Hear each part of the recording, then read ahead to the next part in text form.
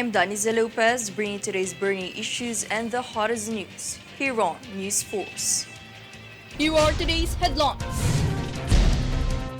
Senate Minority Leader Koko Pimentel calls on PBBM to focus on mitigating impact of El Niño rather than Maharlika Investment Fund. DA enhances agricultural productivity to develop services for farmers and fisherfolks. DOLE reinforces child labor reporting system. DOH instructs healthcare facilities to prepare for El Niño. DOT officially opens Philippines' first ever tourist rest area in Cebu. Philippine bowlers bags gold in the 21st Asian Youth Championships. Fair and balanced news, comprehensive reports that will take you to the heart of the action. This is Newsforce.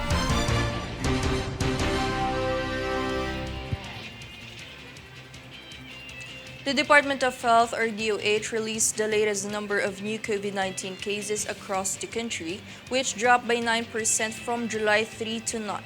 2,510 new cases were recorded in the recent week, and the average number of new cases per day this week stood at 359, down by 33 cases compared to 392 cases from June 26 to July 2.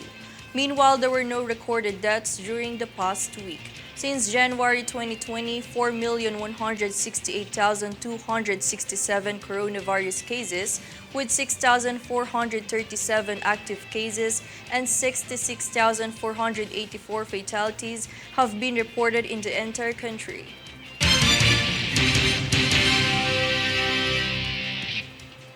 Senate Minority Leader Koko Pimentel urged President Ferdinand Marcos Jr.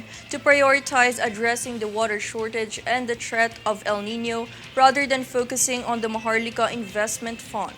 Here's a full report. Senate Minority Leader Koko Pimentel urged President Ferdinand Marcos Jr. to focus on finding solutions on the water shortage and the impending threat of El Niño in the country instead of the Maharlika Investment Fund.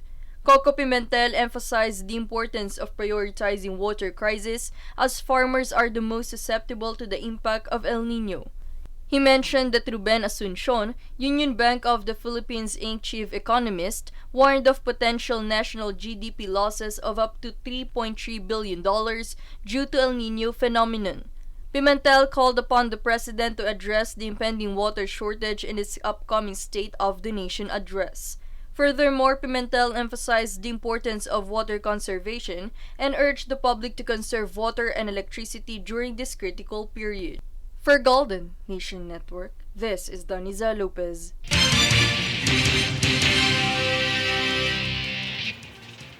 On to another report, the Department of Agriculture signed a Memorandum of Agreement or MOA for the implementation of the Mindanao Inclusive Agriculture Development Project or MIDP to enhance agricultural productivity and improve access.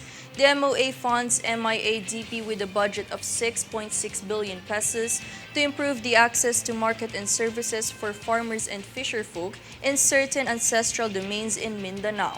According to DA, the said implementation of the MIADP will run until 2028.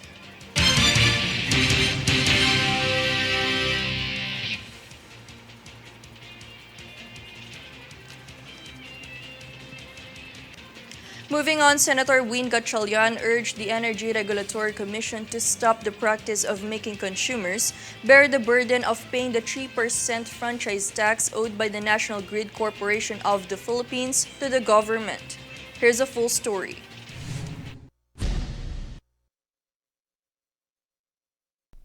Senator Win Gatchalian called upon the Energy Regulatory Commission or ERC to put an end to the practice of allowing the National Grid Corporation of the Philippines or NGCP to let consumers pay the 3% franchise tax. Senator Gatchalian said that consumers should not be held responsible for paying what the NGCP owes the government.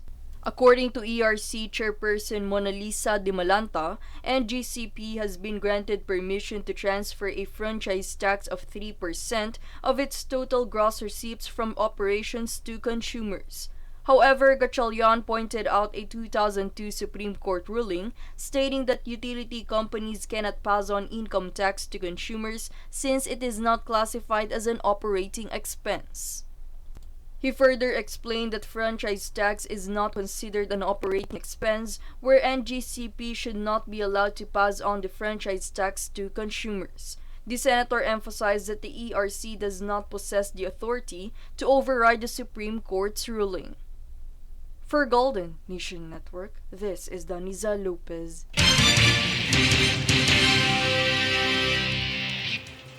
In other news, the Maynilad plans to augment water supply by reactivating 60 deep wells in 14 locations before the year ends. According to Maynilad Water Supply Division Head Engineer Ronald Padua, the operation for the project of increasing water supply for customers is ongoing.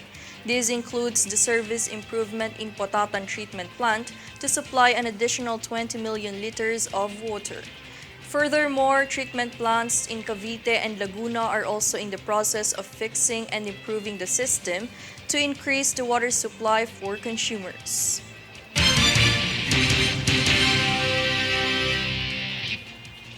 The National Telecommunications Commission recorded over 102 million SIM card registered from December 27, 2022 to July 6, 2023, where the Philippines is now at 60.75% of the total 168 million SIM cards in the country. As the deadline on July 25 approaches, the Department of Information and Communications Technology continues to remind users to register their SIM card to protect themselves against illegal activities. It can be recalled that the implementation of the SIM Card Registration Act last December 2022 aims to protect the general public from any unlawful activities.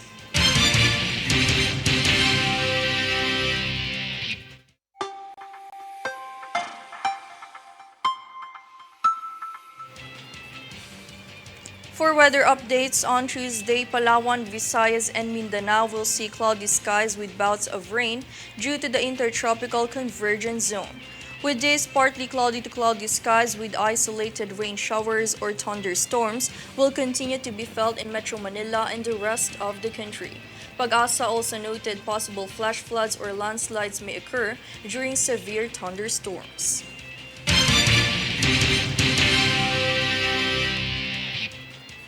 Coming up next on Newsforce. PCG continues oil spill cleanup in southern Leyte.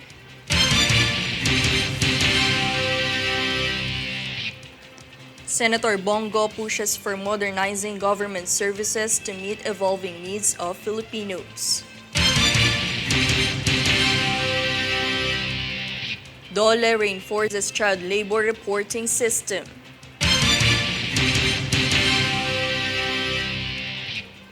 Stay tuned for more stories and reports when Newsforce returns.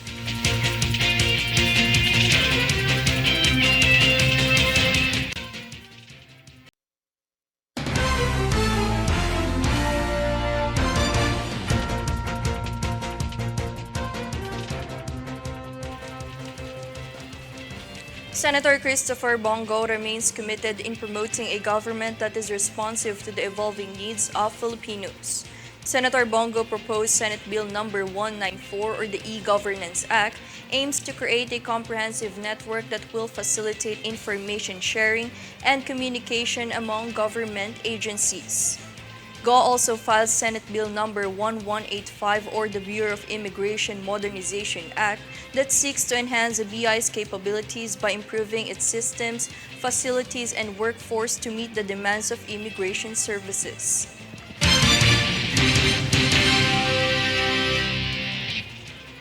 In other updates, the Department of Health or DOH released a guidelines to all healthcare facilities earlier today regarding on the right water usage in preparation for the upcoming El Niño. The guidelines aims to have an organized water management for each healthcare facilities since water is vital in operational healthcare works. Furthermore, Health Undersecretary Eric Tayag urges health facilities to submit contingency plan about the phenomenon. Meanwhile, the DOH reminded the public to be health conscious to prevent diseases brought by El Niño.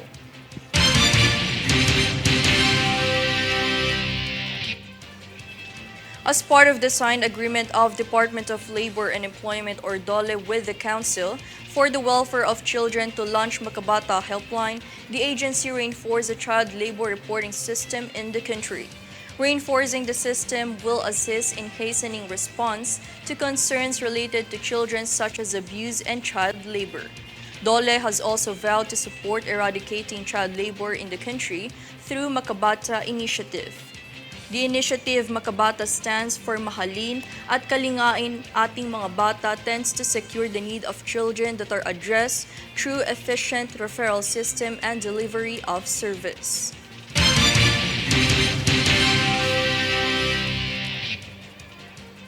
In a separate story, the Philippine Coast Guard or PCG recently carried out further cleanup operations in Barangay Benit, Southern Leyte in response to an oil spill along the shoreline. On July 7, about 11:30 a.m., the incident took place about 500 meters away from LCT Georgia 1, one of the two accused vessels. The PCG, LGU, and volunteer citizens started cleaning up promptly.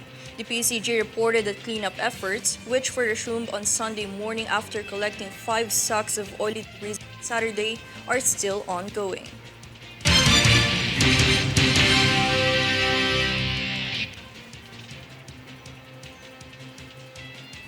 In line with the National Nutritional Month celebration, the Department of Social Welfare and Development launched Wellness Week to promote importance of healthy diet among others. Jade Buhoy for the full details. The Department of Social Welfare and Development, or DSWD, launched Wellness Week through its Human Resource Management and Development Service as part of the celebration of National Nutrition Month this July. Wellness Week began on July 10 until 14, that aims to promote importance of healthy diet, physical activity, and reduce sedentary behavior. As part of this, Wellness Week will also grant DSWD employees for the hard work and dedicated service that they offer to clients and beneficiaries. DSWD Secretary Rex Gatchalian also vowed to prioritize the health and well-being of their employee to ensure quality delivery of social service to the Filipino. For Golden Nation Network, this is Jade Buhoy.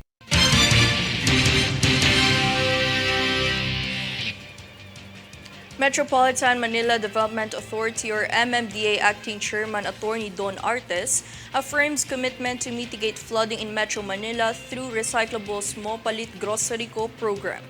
According to Attorney Artes, over 87,000 kilograms of recyclable materials have been collected in Mobile Materials Recovery Facility, where over 300,000 pesos of goods and grocery items were distributed to participants in exchange of their collected recyclable items.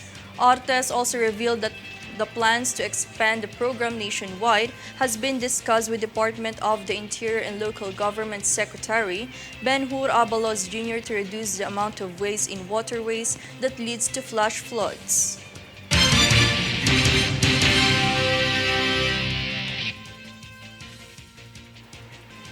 Bureau of Immigration ordered investigation into the case of offloading a woman bound to Taiwan after failure of presenting 10 birth certificates of her family.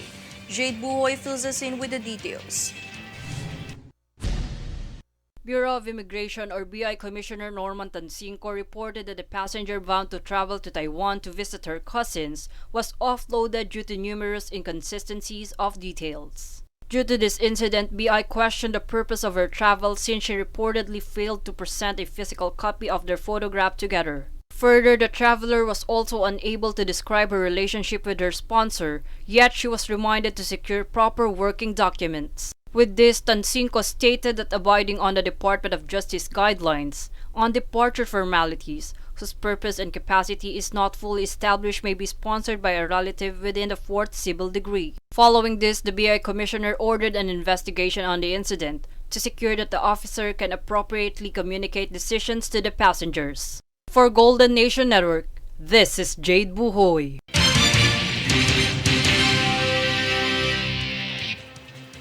Up next on Newsforce. PCG launches Reading and Recreation Camp program to support education in island schools.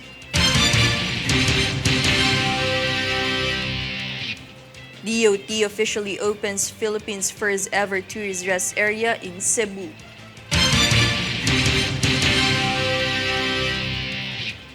Ben and Ben expresses gratitude to be part of 1MX London Music Festival.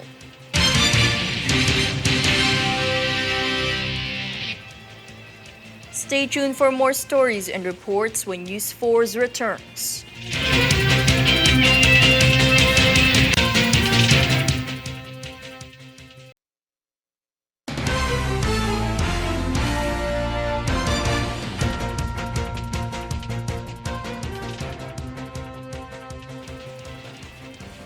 Good news, as the Department of Tourism or DOT officially opened the first ever tourist rest area in Medellin, Cebu yesterday. The event was led by DOT Secretary Cristina Frasco and attended by several local officials such as Cebu Governor Gwendolyn Garcia to show support for the project that aims to attract more visitors and promote economic growth. The tourist area includes free services such as clean bathroom and comfort room spaces, charging station, and comfortable rest chairs that can be enjoyed by tourists. Furthermore, dedicated spaces for souvenir stalls from micro, small, and medium enterprises of the place are also included.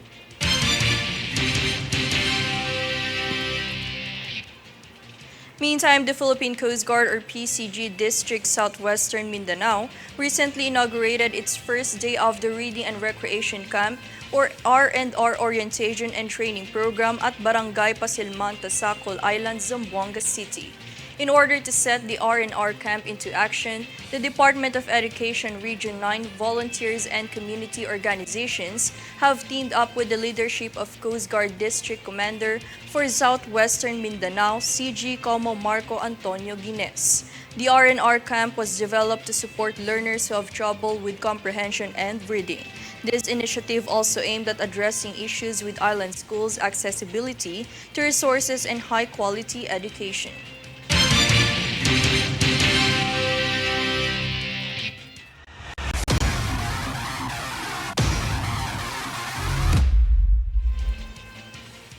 The Philippine bowling team under boys division struck a gold in the 21st Asian Youth 10-pin Bowling Championships in Bangkok, Thailand yesterday. The team is composed of Artegral Barrientos, Steven Luke Diwa, Mark Dylan Custodio, and Zach Ramin. The young kegler bowled a total of 4,933 pinfalls, homing the victory. Based on the all-event standings, the Philippines, including Korea, host Thailand, and other countries that won, will advance for the round-robin Masters Finals.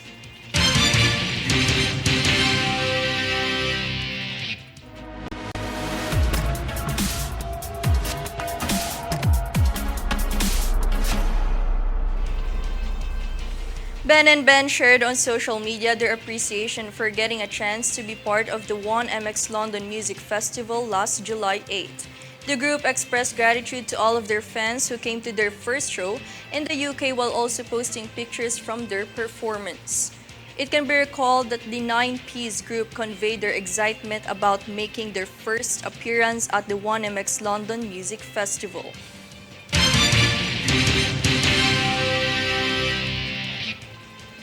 And here's a recap of today's headlines. Here are today's headlines. Senate Minority Leader Koko Pimentel calls on PBBM to focus on mitigating impact of El Niño rather than Maharlika Investment Fund. DA enhances agricultural productivity to develop services for farmers and fisherfolks. DOLE reinforces child labor reporting system. DOH instructs healthcare facilities to prepare for El Niño.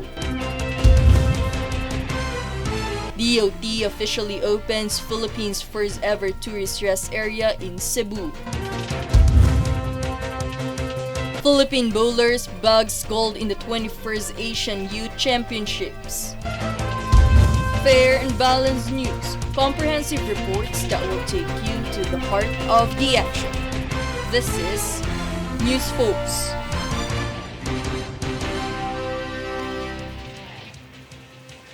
And those were the top stories of the day. Stay updated on the day's biggest stories and get updates on our Facebook page, facebook.com/Golden Nation Network. I'm Daniza Lopez, and this is Newsforce.